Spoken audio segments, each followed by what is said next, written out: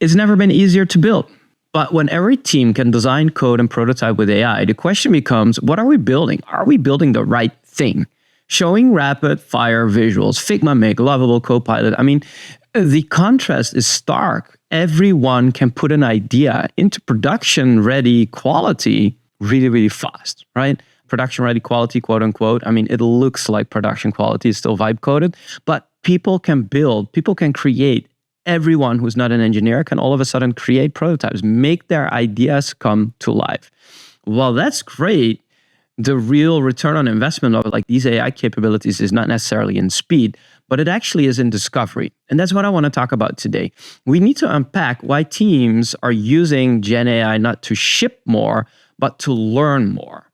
So refocusing on discovery gives way more return on the investments you're making with AI across the entire journey. And that's, I think, a big problem or a mistake that a lot of teams are making.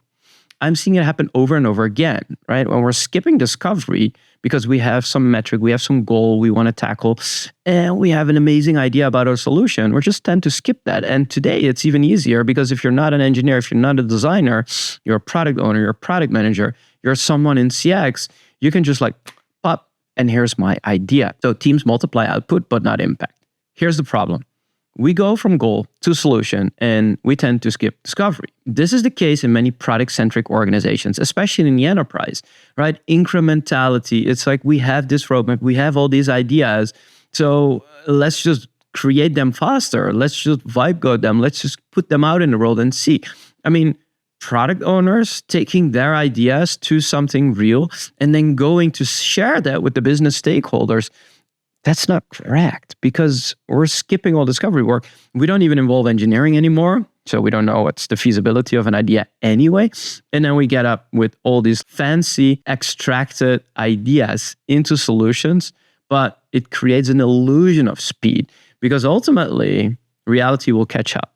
AI has made any product manager a designer, and every designer a builder, and every one in the process, like giving them tools, and it's blending together, right?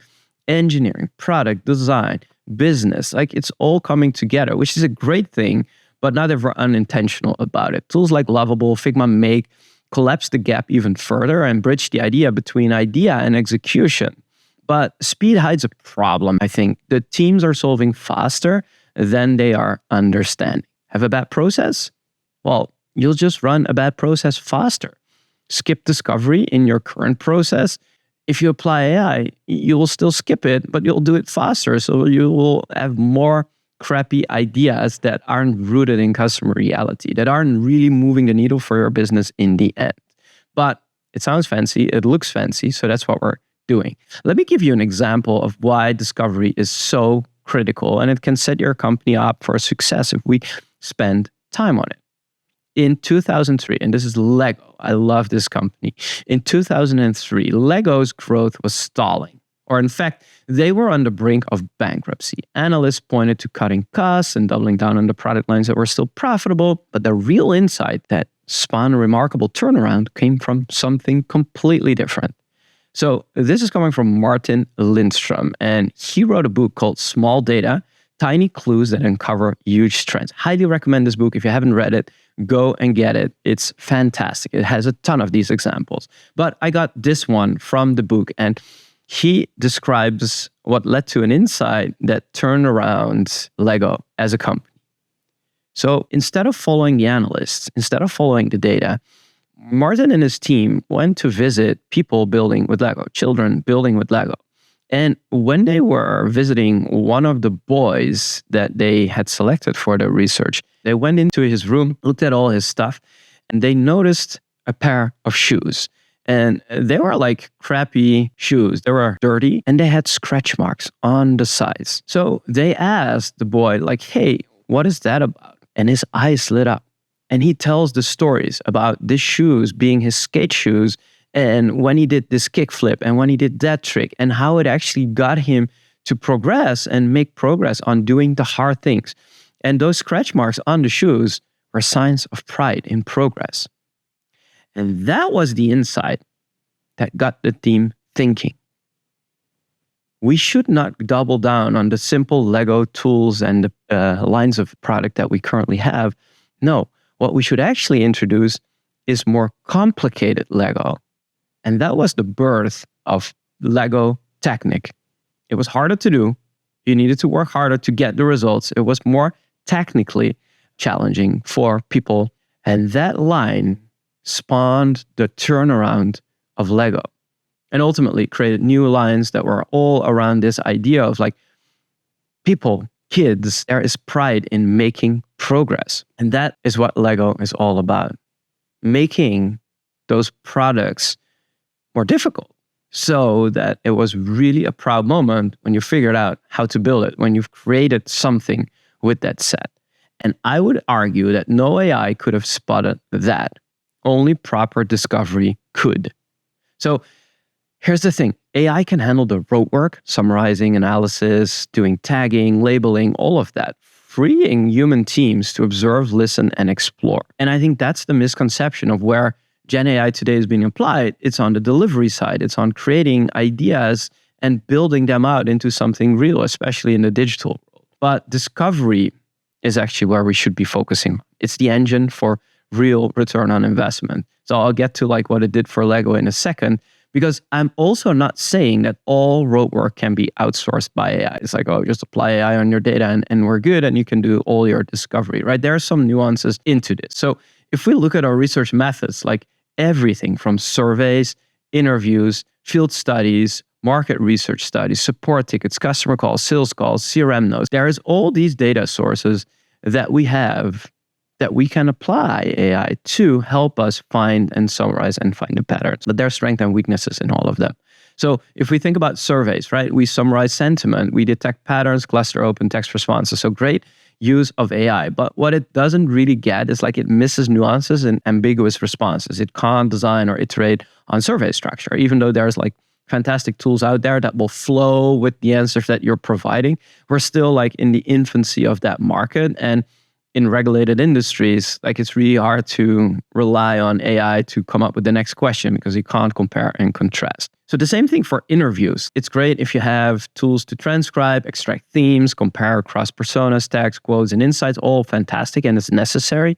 But the downside is AI is like sometimes missing tone, but it sure is missing the intent, the subtle contradictions, and also it lacks probing or contextual awareness. For field studies, like the one at Lego, AI can summarize their notes and structure logs, extract behavioral themes, which is great, but it struggles with interpreting the environmental or the cultural context, right? So that's where the humans are still in the process, the critical factor to really understand a sense of presence. For market research studies, it's the same, right? Clustering trends, benchmark, analyzing heaps amounts of data. But sometimes we overgeneralize from limited samples, right? We can't validate statistical methods or audience fit. And the same for support tickets, customer calls, tagging, labeling, the frequent pain points. That's great. Transcribing, putting emotional markers in there. That all works, but it can definitely misclassify the edge cases or sarcasm. And it struggles with overlapping voices, accents. So there's still a lot of work that we need to do. And if we look at our sales or CRM notes, like hygiene is a critical factor, right? If the input quality varies, which we're seeing in CRM a lot, then the output will be crap as well, okay? And if you're in a complicated B2B environment, stakeholder dynamics, buying signals, and the relational nuance is often missed by AI. So as you can see, like there's all these different methods that we can apply AI onto to free up our time to do less of the rote work, which is great, but we should also be intentional about the parts where we are using AI and what we can combine and what we can't combine to put it in the context of an experience so that we can layer on what matters to the business and what is the outcome for our customer that they're really trying to achieve. In the case of Lego, feeling a sense of pride when completing something difficult. That is some fundamental insight, and then we can look into how we actually are tying our business around it. So AI can probably find signals where to start looking, but we still need people to do the discovery. We still need to free up our best empathetic human beings to go and talk to our customers, to meet them, to see who they are. So the problem, again, we're using AI on the ideation stage, on building, on creating prototypes, which is fantastic, but it's the wrong speed of execution. What we should actually be doing is applying it to data analysis and understanding where to look for doing more discovery. And then the people that are not necessarily designers or engineers, they are freed up to really do proper discovery, to tie what we're learning for the customer back to the business. What we're learning from torn or worn skate shoes that can set off the company in a different trajectory. And that's exactly what Lego did, right? In 2003, on the brink of bankruptcy, facing a loss of over 300 million and 800 million in debt, after the change, making those new product lines, while still focused on cost reductions, but introducing new product lines, which is innovation investment, they started to see this turnaround. Okay, in 2014, 11 years later, they achieved record profits, completing the turnaround. And in 2025, the company recorded the first half of this year a 5.4 billion revenue and a 10% increase in operating profit. And I think we can conclude from the moment on, they introduced the technical Lego and ultimately building new lines on top of this insight, the company saw a complete turnaround. So discovery-led companies are outcompeting competitors, markets, and are really strong in making the right decisions.